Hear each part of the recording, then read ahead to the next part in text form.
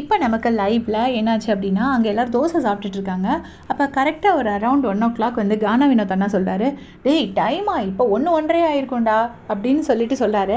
So ஏதோ ஒரு படத்தில் வரும், இந்த உழைக்கிறவங்களுக்கு வந்து கரெக்டாக அந்த டைம் கண்டுபிடிச்சிருவாங்க, சூரியனை பார்த்தே கண்டுபிடிச்சிருவாங்க அப்படின்னு சொல்லுவாங்க.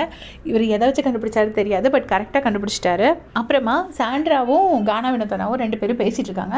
பேசிகிட்டு இருக்கும்போது சாண்ட்ரா சொல்கிறாங்க, யார் எவிக்ஷன் இருப்பாங்களோ தெரியல, இந்நேரம் வெளியில் ஒரு பிக்சர் கிடச்சிருக்கும், ஏன்னா அந்த அன்அஃபிஷியல் ஓட்டிங் சைட்ஸ்லாம் இருக்குல்ல, அதை வச்சு ஓரளவுக்கு ஒரு பிக்சர் கிடச்சிருக்கும் அப்படின்னு சொல்லிட்டு இருக்காங்க.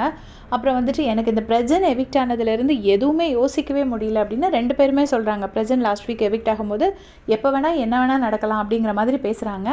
வெறும் 6 பேர் தானே நம்ம நாமினேஷனில் இருக்கோம் அப்படின்னு சொல்லி பேசுகிறாங்க. பட் ஆக்சுவலாக 7 பேர் அவங்க ஏதோ ஒரு பேரை விட்டுட்டாங்க. FJ, Vinoth, Viyana, Sabari, Sandra, Kamarudeen and Ramya. So இந்த வாரம் அநேகமாக டபுள் எவிக்ஷன் இருந்தாலும் இருக்கும். லாஸ்ட் வீக் ஒரு எவிக்ஷன் தானே இருந்துச்சு. ஸோ இந்த வீக் வந்து டபுள் எவிக்ஷன் இருக்குது, நிறைய சான்ஸ் இருக்குது அப்படின்னு சொல்லி சாண்ட்ரா சொல்லிட்டு இருக்காங்க. அப்புறம் நான் இப்போ வரைக்கும் அதுதான் யோசிச்சுட்டே இருக்கேன், பிரஜன் என்ன தப்பு பண்ணார், எப்படி வெளியில் போனார், அவ்வளோ நல்லா விளையாண்டாரு அப்படின்னு சொல்கிறாங்க. அப்போ வினோத் அண்ணா சொல்கிறாங்க, அது எல்லாமே ஓட்டு தான், மக்கள் யாருக்கு ஓட்டு போடுறாங்கங்கிறத பொறுத்து தான் இருக்குது. அப்புறம் எனக்கு தெரிஞ்ச இன்ஸ்டா ஃபாலோவர்ஸ், யூடியூப் ஃபாலோவர்ஸ் அதை சொல்கிறாங்கன்னு நான் நினைக்கிறேன். ஸோ அது ட்விட்டர் ஃபாலோவர்ஸ் அதை தான் சொல்கிறாங்கன்னு நினைக்கிறேன். அந்த ஃபேன்ஸை வச்சும் நிறைய ஓட்டு இருக்குல்ல, நம்ம ரசிகர்கள் தான் நமக்கு பெரிய பலம் அப்படிங்கிற மாதிரி வினோத் அண்ணா சொல்லிகிட்ருக்காங்க. அப்போ நான் கூட இந்த வாரம் எவிக்டாகி போனாலும் போவேன் அப்படின்னு சொல்லி அவர் சொல்லிகிட்ருக்காரு. அவருக்கு பயங்கரமான ஓட்ஸ், அது அவருக்கு தெரியல, உள்ளே இருந்துட்டு இப்படி பேசிகிட்ருக்காரு. ஸோ இதை பற்றி உங்களுடைய கமெண்ட் சொல்லுங்கள். தேங்க்ஸ் ஃபார் வாட்சிங்.